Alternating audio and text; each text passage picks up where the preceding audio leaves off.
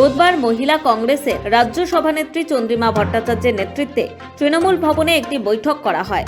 তাতে অংশ নেন তৃণমূলের 35টি সাংগঠনিক জেলার সভানেত্রী, রাজ্য কমিটির শীর্ষ নেত্রীরা।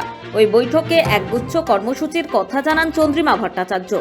অঞ্চলে আঁচল, তোমার ঠিকানা, উন্নয়নের নিশানা, রক্তবন্ধন, এসো হে বৈশাখ এবং শঙ্খযাত্রা নামে বেশ কয়েকটি কর্মসূচি নেওয়া হয়েছে। আগামী 1 এপ্রিল থেকে হবে অঞ্চলে আঁচল। রাজ্যের সব ব্লকে হবে সভা, পুরো এলাকায় হবে 5টা করে সভা। 15ই মে পর্যন্ত চলবে এই কর্মসূচি। এছাড়া নেওয়া হলো আরও একটা কর্মসূচি, তোমার ঠিকানা, উন্নয়নের নিশানা। আগামী 16ই মে থেকে 30শে জুন পর্যন্ত চলবে এই কর্মসূচি। দিদি মহিলাদের সাথে, মহিলাদের পাশে। এই প্রচারপত্র নিয়ে বুথে বুথে বিলি করতে হবে। বাড়ি বাড়ি প্রচারের সিদ্ধান্ত নিয়েছে তৃণমূল। এছাড়া 1 বৈশাখে এসো হে বৈশাখ কর্মসূচি তৃণমূলের। রাজ্য মহিলা কংগ্রেসের তরফে একটি মিছিল করা হবে। ওই মিছিলের নাম শঙ্খযাত্রা।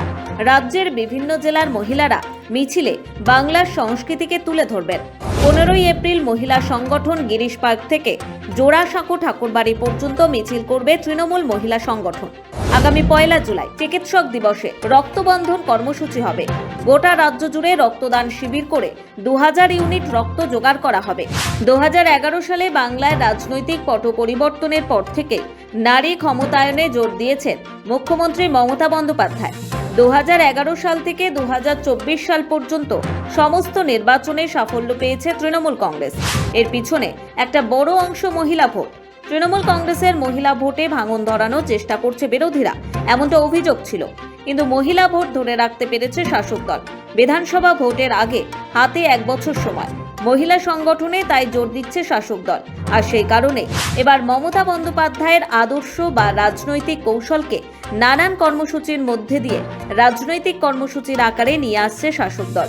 মহিলাদের পাশেই আছে, এই বার্তা পুরোপুরি তুলে ধরতে চায় শাসক দল। মমতা বন্দ্যোপাধ্যায়ের তৈরি লক্ষ্মীর ভাণ্ডার, কন্যাশ্রী, রূপশ্রীর মতো একাধিক প্রকল্পের মাধ্যমে নারী ক্ষমতায়নে একাধিক ভূমিকা নিয়েছে রাজ্য। বিশ্ব দরবারে বন্দিত তার নারী ক্ষমতায়নের উদ্যোগ। এবার সেই বার্তা ঘরে ঘরে পৌঁছে দিতে একগুচ্ছ কর্মসূচি তৃণমূলের। ব্যুরো রিপোর্ট, সময়, কলকাতা।